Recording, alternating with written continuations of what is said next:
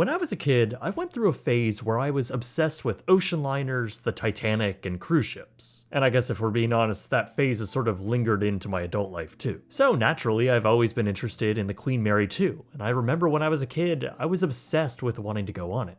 But I never did. In fact, I've never done a transatlantic voyage, something I've always wanted to experience. That is, however, until now. Today, in this very special video, I'm boarding the Queen Mary 2 to not only see what the normal ship experience is like, but also to take a look at the ship's highest level of service, Queen's Grill, as I am staying inside the largest suite on board the ship. It's also one of the largest suites at sea. So join me today as we find out what this experience is like and see if both the first class and the regular experience is worth the money.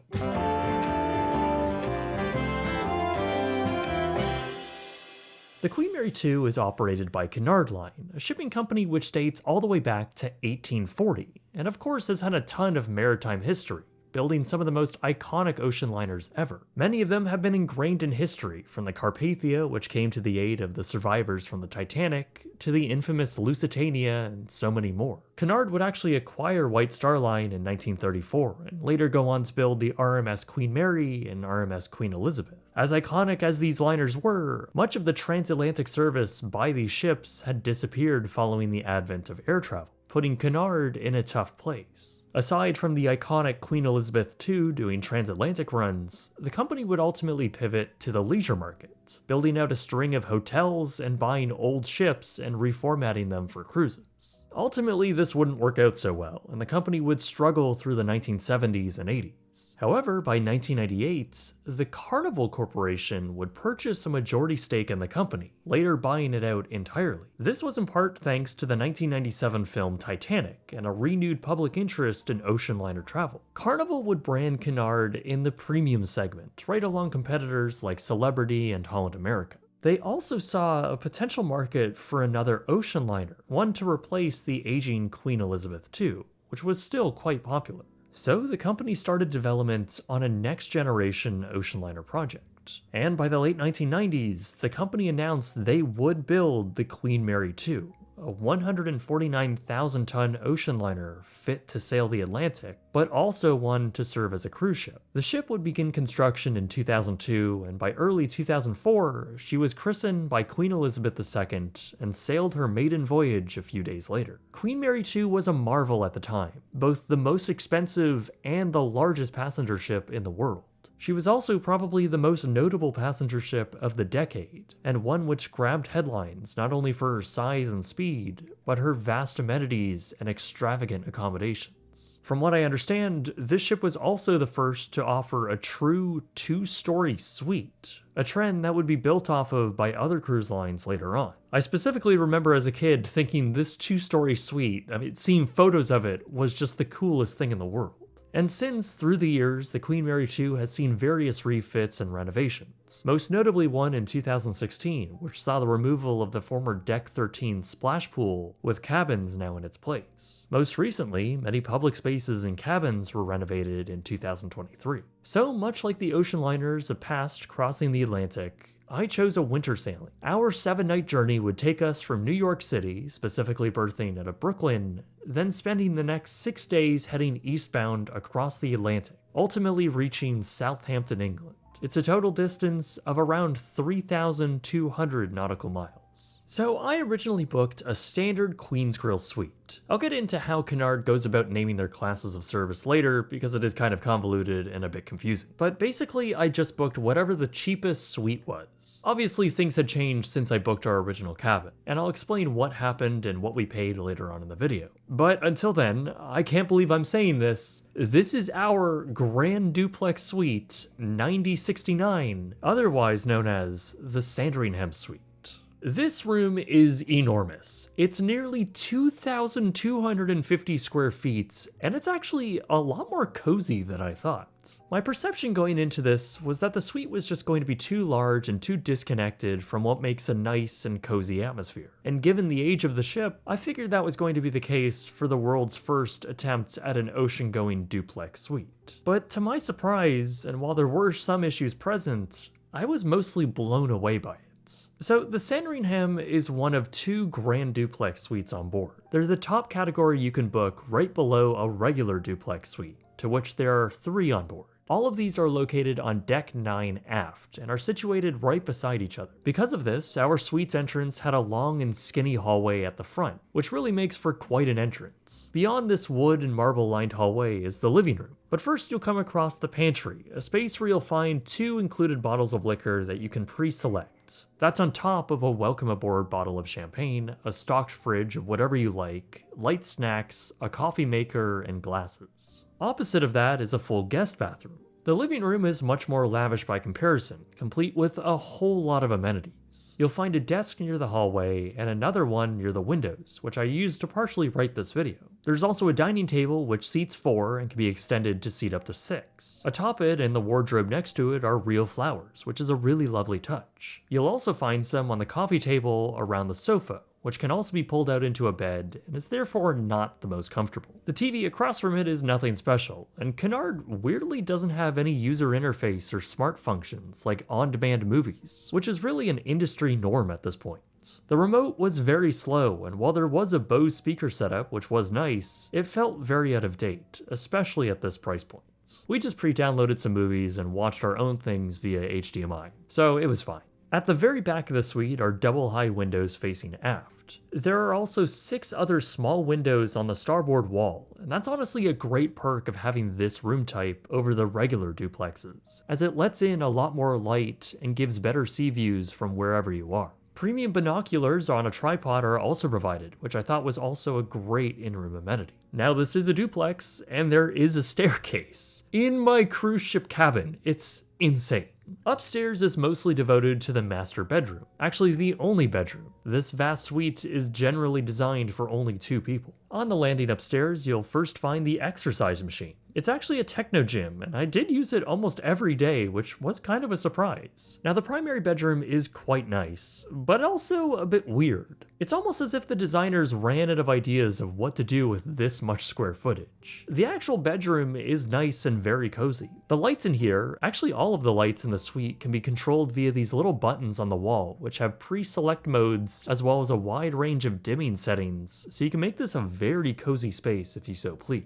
The bedroom is no exception, and when you close these curved entrance doors, this becomes a very warm and plush atmosphere. The bed itself is very nice. The linen was very soft and felt extremely premium, and while the mattress and pillows were firm, we were given an impressive list of pillows, duvets, and mattress toppers to fully customize the bed, which I've never seen before. Likewise was the very, very extensive closet space. I literally cannot imagine being able to fill all of this closet space. It's probably 4 to 5 times larger than our own closet at home, so it was more than enough for a 7-night voyage. The bathroom too was enormous, and also a little confusing. So I think the design intention here was to have one side for one traveling partner and the other side for the other. But I don't really think the bathroom needed to be this large, especially with 2 sets of toilets and bidets. Now I really do like the jetted bathtub, which was actually kept very spotless, as well as the heated towel rack.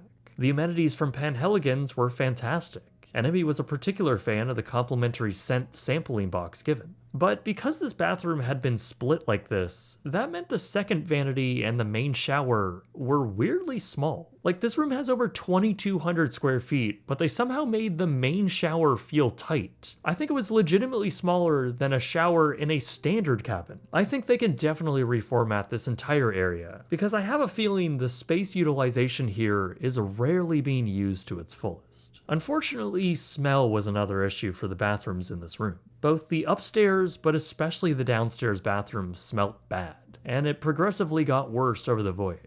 I think it's just a fact of life with this ship being as old as it is, and I think it was an issue vessel-wide, but it was a reality here. Finally, there's the outdoor deck, and since this was a North Atlantic crossing in early December, we didn't get to use it all that much. It is, however, massive and comes with a lot of great wooden deck furniture. Since you are located further up on the tiered aft decks, it is pretty exposed to public spaces, so you do lose a little bit of privacy. Actually, you lose a lot of privacy. Now, it would have been great to see something like a hot tub on this deck, considering its price point, but I do understand why they couldn't at this point.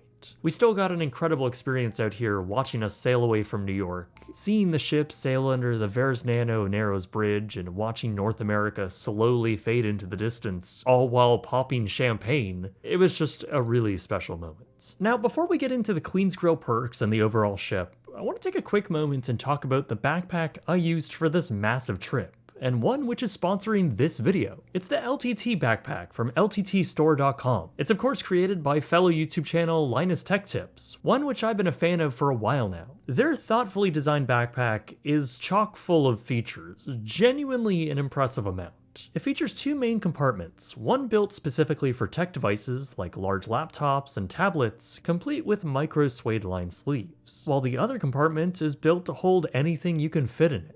I managed to get some small charging bricks, batteries, a telephoto lens, a camera, and even a drone. This compartment also has an internal water bottle holder, as well as a dedicated pocket to hide an AirTag in. Around the front, you'll find a dedicated micro suede lined pocket for glasses, while the very accessible front pocket allows you to organize smaller, frequently used items. This is in addition to an almost hidden RFID blocking pocket around back, which allows you to store your passport and other sensitive documents.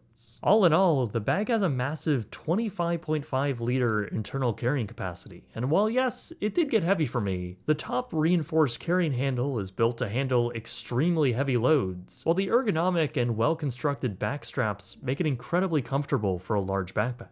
But since it has a strap that allows you to secure it on top of luggage, and by the fact that it's just small enough to fit underneath the average airplane seats, it makes it super easy to travel with. It is by far, without a doubt, the best and most capable backpack I have ever owned. I fully intend to take this with me for whatever work or pleasure trip I'm off to next for the foreseeable future. So if you want to check it out for yourself, you can find a link to it in the description below or by going to lmg.gg/brightsunpack. Now, this isn't just the massive suite that you're getting for the money. You're also a part of Queen's Grill. Cunard doesn't exactly make this simple. They break down their levels of service into the restaurants on board that you'll be dining in. At the base level, there's the Britannia staterooms, which make up the majority of the ship, Britannia being the name of the main dining room. Then there's Britannia Club, which I guess is a slightly smaller version of Britannia with a few more perks, though not many. Then there's Princess Grill, and finally Queen's Grill, both having their own intimate restaurants, the latter being the highest level of service you can get, and supposedly the best restaurant on board. This whole naming and service format is derived from Cunard's legacy. Think of it kinda like classes on an airplane. Though I suppose that doesn't make it any less confusing. I'll get into food later on in the video, but with Queen's Grill you do get access to a concierge lounge on deck 9, which has a dedicated concierge, food, and a coffee machine. There's also a private sun deck out on deck 11 that's not all that impressive, though it does have a hot tub which is nice. Across from the Queen's Grill on deck 7 is the Grills Lounge, which is accessible for both Queen's Grill and Princess Grill passengers. It was never busy, and while it is a lovely little lounge and bar, it really wasn't anything that special. All of these exclusive venues, apart from the restaurant, are not all that strict, and do not require keycard access, with some, like the Sun Deck, rarely monitored, so really anyone could go up and access it. That's a stark contrast to other ships, when if you're not part of the suites, then your access is strictly prohibited. Ironically, on a line which once used to adhere to a rigid class system, Queen Mary 2 is perhaps the most lax I have ever seen about this, and I actually really like that. Now, aside from a few other suite perks like priority embarkation and even priority tender service at ports, each suite does come with a butler. David was ours, and he was fantastic. Special service like bringing in fresh flowers or changing our stock pantry to what our own preferences were was very nice, while making special effort to soften up our bed when I said it was pretty firm, as well as tailoring our daily hors d'oeuvres to what we liked really went a long way. If you have a special party that you want to throw on board, butlers can also arrange cocktail parties and even unpack your clothes. We took advantage of neither of these, but hearing how much work they put into cleaning these massive rooms, including polishing the brass handrails each day, sounds incredibly tedious, and it didn't go unnoticed as the room hardly showed its age. While our suite was the very best you can get on board, Queen Mary 2 offers quite the range of cabins to choose from. The very basic and cheapest you can get is a Britannia inside cabin. There's also a subcategory where you can get an inside atrium view room, which actually looks down into the atrium. From there, an ocean view and balcony cabins are up next, all of which have the same basic layout and decor. In the veranda category, a sheltered balcony cabin is one of the cheaper options if you want outdoor space, and this is what our good friends John and Megan got on this voyage. Because of that, I got to also tour their room and get an idea of what it's like. It's actually a pretty cozy room, perhaps a little dated in some ways, like the lighter toned wood, which I'm personally not a fan of, but also in technology, like the lack of plugs at the bedside tables. Though in fairness, our room also suffered from the same issue. There's plenty of storage in here, and while the bathroom was very basic and unfortunately had a cloth shower curtain, it does get the job done. It unfortunately also had a bit of a smell too. The balcony is not only very large, but is also covered from the harsh outdoor weather. For this type of voyage, it's kind of the perfect type of balcony. Now, it's not the cleanest, and since it was cold outside, I can't imagine it got much use anyways. I should also note that there's no water provided, and the 2 bottles that are there, you need to pay for. But if you do want something more upgraded, there are also Britannia Club balconies, which really don't offer much more in terms of an upgrade. From there, you move on into the Princess Grill suites, which offer one variant. Above that, you're then into Queen's Grill. That category has a bunch of variants, from the standard queen suites to larger penthouses to the really cool royal suites, which themselves come in 2 sub-variants, 2 of which having their own private elevators. They're also really weird layouts. From there, you then get into the standard duplex and then the grand duplex. Now, if you're traveling alone, there are also now single cabins on board, which are honestly nicer than any other Britannia cabin, with more modern bathrooms and larger windows. Honestly, I hope all of the cabins on board feature these more modern bathroom designs, because frankly, they all need an extensive renovation. But for now, only the smallest cabins on board feature the best bathrooms, which just adds to the confusion of this gigantic cabin selection. Alright, let's go for a bite to eat, and thankfully Queenberry 2 has a good selection of casual and formal food options. Apart from the complimentary room service, there's also King's Court, the main buffet, which I generally thought was pretty good. Each day, for breakfast, lunch, and dinner, there was a good selection of various meats, seafoods, pasta, and salads, plus so much more. In the mornings, there was juices on offer, along with an impressive selection of alternative milks, while lunch and dinner featured a build-your-own panini station, as well as special themed dishes like fish and chips. I think overall this was a step above Celebrity, but slightly a step below Disney. I'm sorry. The Corinthia Lounge also featured a small buffet area with pre-made dishes that received high praise from those on board. However, I unfortunately didn't get a chance to try any. Over at Sir Samuel's, the ship's main coffee shop, there were also daily, high-quality snacks put out for all dining times throughout the day. There's also the Golden Lion, the ship's pub, which I actually didn't even know served complimentary food until making this video. Up on the top deck is a rarely mentioned burger spot, which is also rarely used apparently. Now this is the Queen Mary 2, and the rumors of Cunard being a bit more formal is in some ways true. And in the evenings, if you want a dining room meal, you have to be dressed in what they call smart attire. Basically just long pants and a decent collared shirt. But those formal restaurants are either the main Britannia dining room or one of the Grill's restaurants. Because we were sailing in Queen's Grill, we obviously took advantage of that, and were given our own table that was just for us that we could dine at any time we liked. The menu there each night rotated with new selection, some that were even very elevated for the gala nights. I found each dish to be very good, but nothing too vastly different from the normal cruise ship main dining room. I suspect that the kitchen for the Queen's Grill and Princess Grill are shared, while some menu items are also shared with the main dining room, so not everything is all that exclusive or even tailor-made. That is, however, unless you order something from the a la carte pre-order menu, which means you have to make your dinner selection during lunch hours. This is where they roll out a cart and prepare your food in front of you on the spot. I kind of thought this would be a bit of a gimmick, but after seeing it in action the first night and mentioning that it would be cool to try it out to the incredible staff in the restaurant, the next day we were surprised by a curated off-the-menu pasta starter and lobster main, which were then hand-prepared by the maitre d' of the restaurant, claiming it to be his own family recipe. Both of these dishes were some of the best food I've ever had at sea. Truly a unique, memorable, and delicious dinner. I was genuinely so impressed, and if you wanted to do this every every night you can. You can even make special off-menu requests for that evening, provided that they can make it. It's just another level of service that I've yet to see from any other premium or even luxury cruise ship. It was all very impressive. But because we ate mostly in Queen's Grill and a few nights at the buffet due to some light seasickness, that does make this review a little difficult to fully judge all of the food on board, mainly the Britannia dining room. We did try a lunch there, and while Queen's Grill had me riding high, this was definitely a low for the entire voyage. To be honest, lunch wasn't very good, nor was the service. Though it was the last day on board, and it was nearing the end of the lunch time slot, so it is really hard to judge. But I have heard some negative reviews as of late for the Britannia dining room, so take that with what it is. Now finally, there are a few specialty restaurants on board, 2 to be exact. There's one dedicated venue called the Veranda, which is a steakhouse, and then there's King's Court, which actually takes a section of the buffet area and turns it into a specialty restaurant.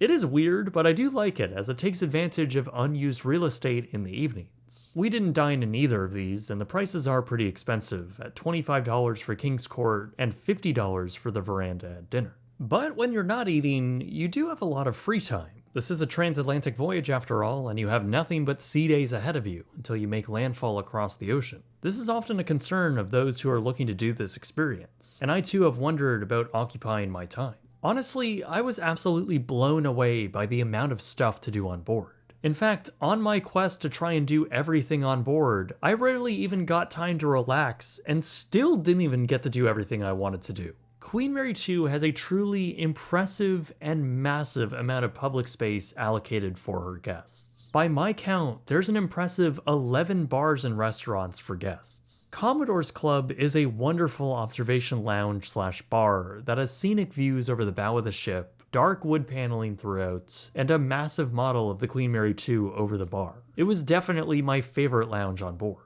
The champagne bar off the lobby was a wonderful little space that felt like the original Queen Mary, while the chart room and Corinthia Lounge were great places to spend time. You can find unique cocktails and drinks in all of these, many of them being very well priced. In fact, most of the drinks on board were not all that expensive. Well-crafted, strong cocktails ranged from $10 to $15, while other drinks that I would have expected to be a lot more, like a glass of Lagavulin 16, was a very reasonable $12.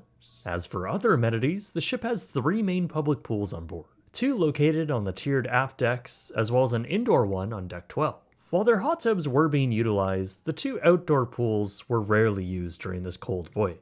Unfortunately, while the indoor pool does have a retractable roof, and while it is a very lovely and plush place to be, it doesn't really do a great job at retaining heat, and is therefore still pretty cold in there. It's a shame to have such a great amenity for a cold voyage like this, but not really serve its purpose as a refuge from the cold.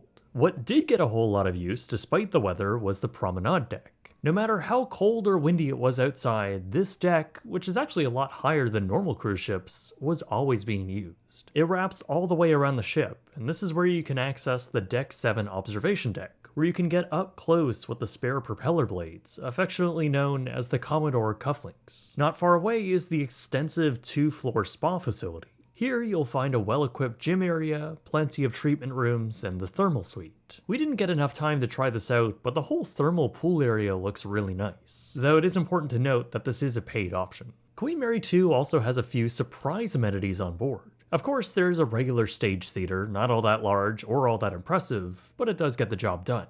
But then there's also Illuminations, a beautifully designed Art Deco theater where you can see lectures, movies, and even planetarium shows. Yes, there's a planetarium on board, and while it could benefit from some audio and technical updates, it is still pretty cool. Elsewhere is a vast and frankly beautiful library that can be found on Deck 8, with windows overlooking the bow. Queen's room can be found on the opposite end of the ship, 3 decks down. This is Queen Mary's ballroom, and where many of the events for the gala nights are held. Just beyond it, even further aft, is the 2-story nightclub, which is surprisingly busy every night.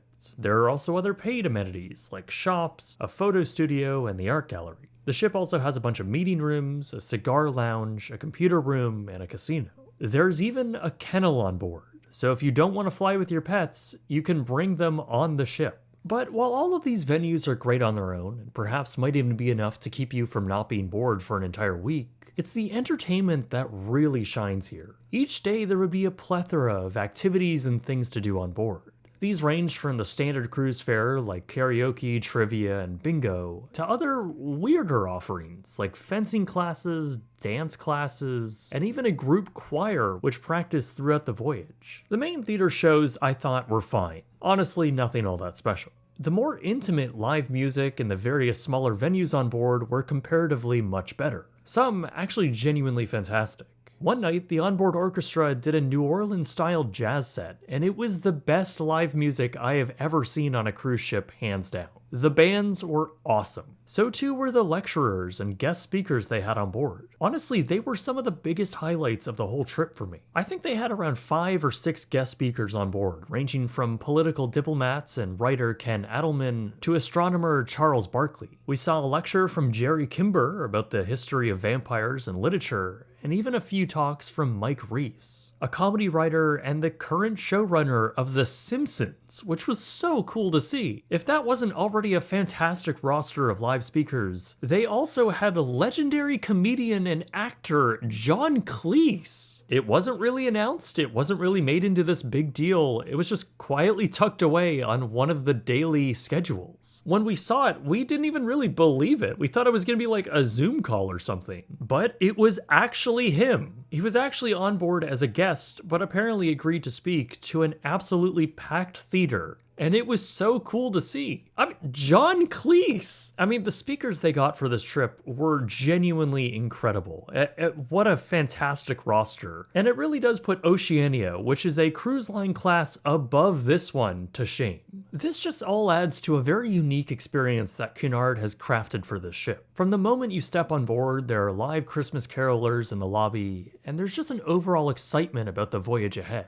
I really like how there was information given each day about the journey ahead and where the ship was in its voyage. The captain coming on and talking about the significant landmarks we'd be crossing by. It was especially cool for me when at around 10:30 p.m. we sailed just around 100 nautical miles from the final resting place of the Titanic. There's also a sense of elegance and formality on board, a sense of nostalgia from what ocean liners used to be. Little things like at noon every day, there's a bell that's rung in the lobby. My preconceived notion that it was all going to be too stuffy and unwelcoming was just proven wrong. It was actually the opposite, as I found the crew, for the most part, to be very warm and accommodating, while passengers were embracing the formal dress code, but also having fun with it, like dancing in the Queen's Room or even the nightclub. Cunard is also known for its ultra-formal gala nights, 2 different themed events where they encourage you to dress up. Ours was a black and white theme and a masquerade ball theme. Both were a lot of fun. And in the same spirit of their elegant handling of their onboard experience, and unlike other premium cruise lines like Celebrity,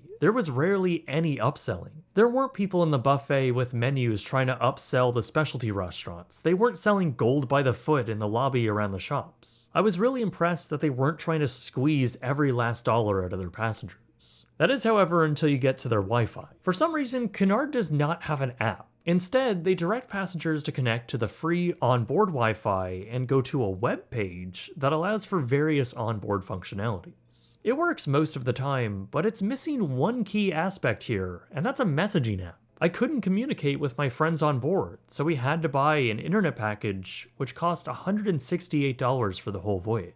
While the speeds were very good and quite consistent, Cunard should definitely build an app and also include internet with the Queen's Grill. Because this is a transatlantic crossing, a fast one for that matter, in the notorious North Atlantic, our first few days were frigid but calm. Our first morning even having a sprinkling of snow. Later on, though, we had a winter system that was chasing us, moving east, ultimately catching up with the ship and resulting in around 15-foot waves. This gave us pretty decent motion, despite the ship having 4 stabilizers and obviously built for this type of weather. Weirdly, though, we also encountered warm outdoor temperatures, even reaching as low as the 60-degree mark in the middle of the North Atlantic. In the middle of December. We then encountered larger swells later on in the voyage and choppy seas on our way into the English Channel. It was really cool to see these varied sea states from around the ship, and overall, the vessel handled it pretty well. And that's because this ship is truly impressive and one of a kind.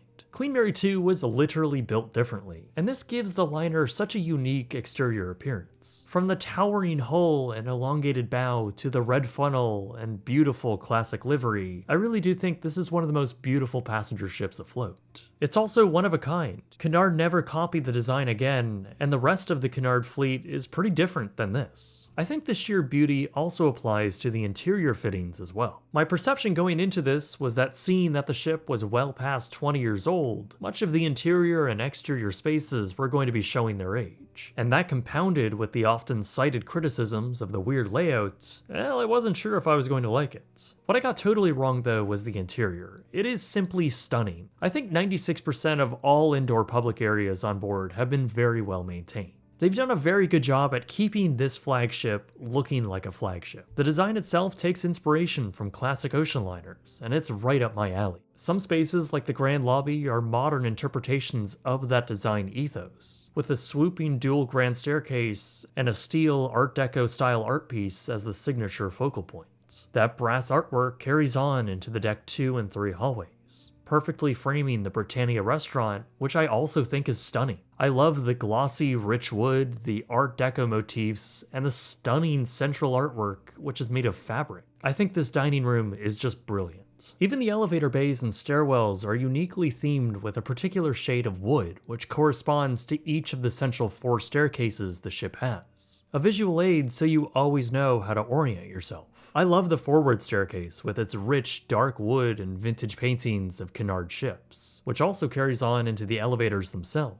In fact, artwork like this can be found all across the ship, alongside many informational plaques which seek to educate about the history of Cunard and ocean liner travel. Queen Mary also has 2 dedicated hallways on deck 2 and 3, which allows you to browse through the history, along with all of the plaques given to the vessel from each of the unique ports that she's called to in the past. It's a fascinating journey through a little museum of sorts, and I love how tastefully and interesting the information is wherever you go on board. This encourages you to explore the vast ship, and oftentimes you'll come across little nooks and secret spots you had no idea existed. I love the forward scenic elevator that can take you from deck 7 all the way up to deck 11. The same place you'll find another outdoor observation deck, a wide open place just below the bridge. At night, in the middle of the Atlantic, the stars here are truly something to behold. That also brings me to some weird design quirks of this ship, because in order to get here, you for some reason have to open a door which is just essentially unmarked. So you kind of just need to know, and hope you're not walking into some crew-only area. This also applies to the newly added single cabins on deck 2 and 3. Like, these passenger corridors are just not labeled at all. To make things even more confusing, Queen Mary 2 has sub-decks on deck 3.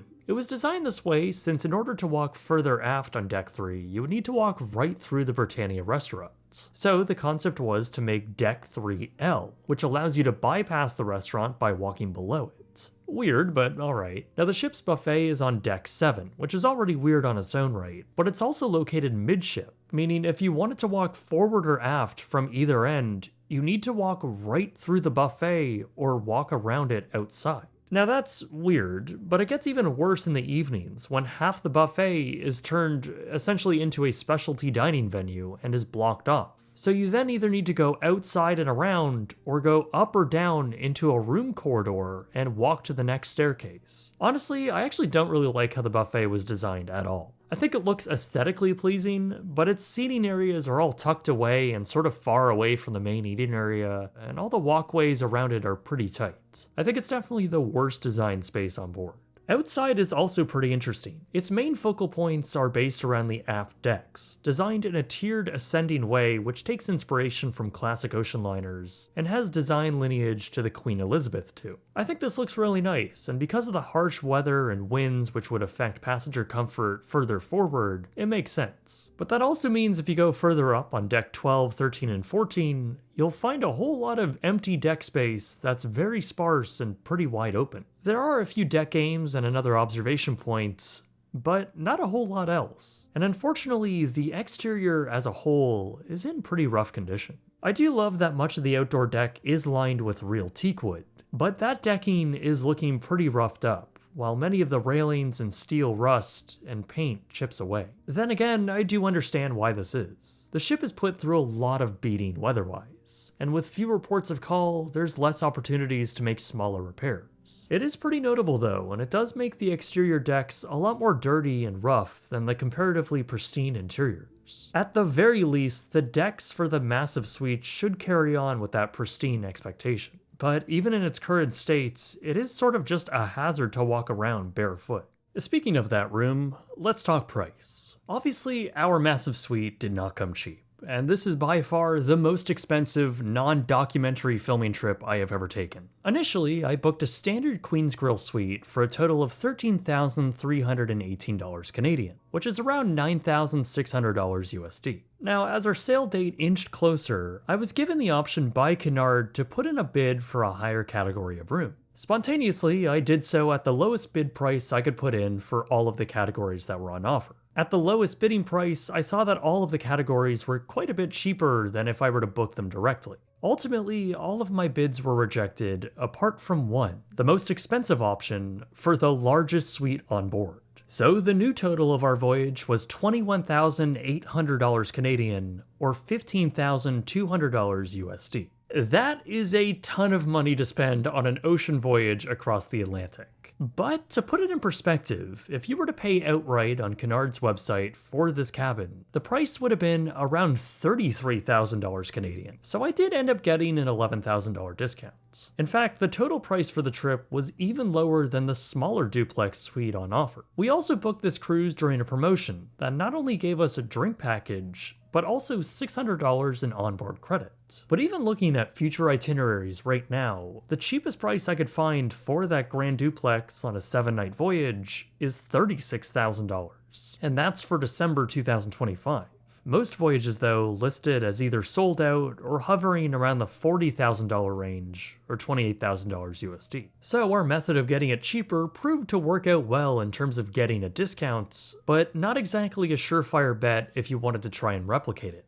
Either way, it's a lot of money. And despite this being a special occasion and genuinely one of the most special trips of my life, it's hard to justify. So really, I would recommend a smaller and cheaper cabin. Our voyage was actually the cheapest 7-night Transatlantic on offer at the time. And based on double occupancy and USD, a standard Britannia inside cabin can start at around $1,432, and an ocean view at $1,587. Honestly, if this is around your budget and you're not worried about getting seasick and requiring a private terrace for fresh air, I would just go for an ocean view cabin. Though for a small price step above, you can get a sheltered Britannia balcony at $1,684.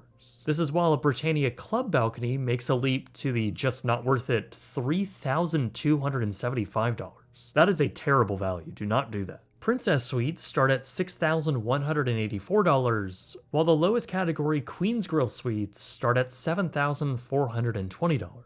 But if you're more interested in just trying out the top tier suite and not caring about the transatlantic journey, then you might just be better off on a short cruise style trip aboard the Queen Mary 2. A 3-night voyage in the summer puts the Grand Duplex at around $8,800. Which is still expensive, but it's a little more palatable. You could also just spin the wheel once you book though, and play your chances with the upgrade bidding system. And if you're willing to spend the money, then you might just get lucky with a discount.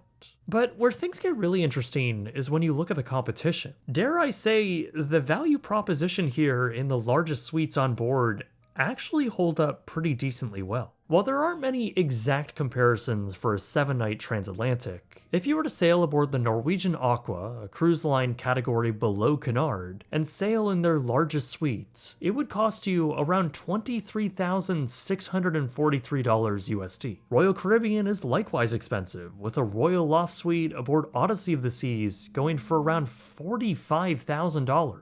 But if you want to stay in the premium category, Celebrity, which in fairness has voyages double the number of days than ours, have their top iconic suite priced at around $94,000 USD. But of course, none of these are truly apples to apples, since the Queen Mary is the only one doing constant New York to Southampton voyages in under 8 days. Everything I just mentioned above has voyages trending to travel further south with more ports and longer itineraries. amenities. With that said, Queen Mary 2 just has so many cabins and suites to choose from that I honestly think they stay pretty competitive. Possibly even a decent deal if you want to travel super ostentatiously. Perhaps the best comparison then is when put up against the mode of transportation that killed off ocean liners. If you were to do a first-class flight from New York to London, you're looking at around $10,000 USD for 2 people. If you want an actually really nice first-class flight, then you're looking at around $23,000. And yeah, when you're looking at Queen Mary, you're certainly not getting across the ocean as quickly. But it kind of is the same price. Plus, you're getting a high level of service, complimentary meals, barely any jet lag, and so much more. So if you're not on a time crunch and just simply want to cross the Atlantic in the most comfortable way possible, then this is it. But let's put an actual numbered score on this trip. I call my scoring system Jake's Is It Any Good score, and it's based on 5 categories, each out of 10, for a potential perfect score of 50 out of 50. We'll start with the stateroom, in our case, the suite. I think it was incredible. Truly, I feel so privileged to have even been able to do this, and I think for what it aims to provide, it does very well in most cases. The upstairs bathroom is weird, the closet is comically large, while the downstairs bathroom didn't smell great. Look, it has flaws, and if we were to go a little more broad across the ship, I think most would agree that all of the cabins aren't exactly perfect. I'm giving it an 8 out of 10. Food is just where I'm gonna have to be a little more specific about my own personal experiences in Queen's Grill. I think the food we had there was really good, but the service and special a la carte options really made it stand out for me. That, along with a very solid buffet and other good complimentary options, make the ship a good place to find quality food. While I didn't get enough to fully judge Britannia, I'm giving it a 9 out of 10. The ship itself is also excellent. Its prestige, its exceptional amount of public space for all guests, its plentiful amenities, and its timeless interior decor all makes the Queen Mary 2 a truly incredible ship. Save for a few design quirks, it's nearly perfect, and another 9 out of 10. The experience on board this already great ship gets even better though. From the friendly crew and great, impressively accommodating service in Queen's Grill, to the many entertainment offerings and truly spectacular guest speakers, this whole trip feels so exciting and so unique. It doesn't feel like a cruise, it feels like you're doing something special, and it's a 10 out of 10. Finally, there's value. It's hard to say anything at this price point is really worth it. But putting this in the context and put up against other competitors I already mentioned, this is really one of the cheapest ways to travel across the ocean via ship in the most absolute luxury. The lower categories you go, I think the value proposition gets better and better. I'm giving it a 7 out of 10. That brings the total score to 43 out of 50, which at the time of this video's release is the highest score yet. Look, I think it deserves it. This was a special trip. I went way too crazy getting this room, and this became a once-in-a-lifetime trip for me. If I were to do it again though, and had a desire to go for Queen's Grill, I would probably opt to spend the money on a forward-facing royal suite instead. Even a standard Queen's Grill suite is more than comfortable, and I think it is a better value proposition if you're looking for a luxury experience. But honestly, I think the regular cabins are also really nice. I wasn't expecting to like this ship as much as I did. I really did have such a great time, especially with my friends John and Megan, who sailed on this as their very first cruise and ended up loving it. For what it's worth, this is what their score turned out to be in their Britannia sheltered balcony cabin.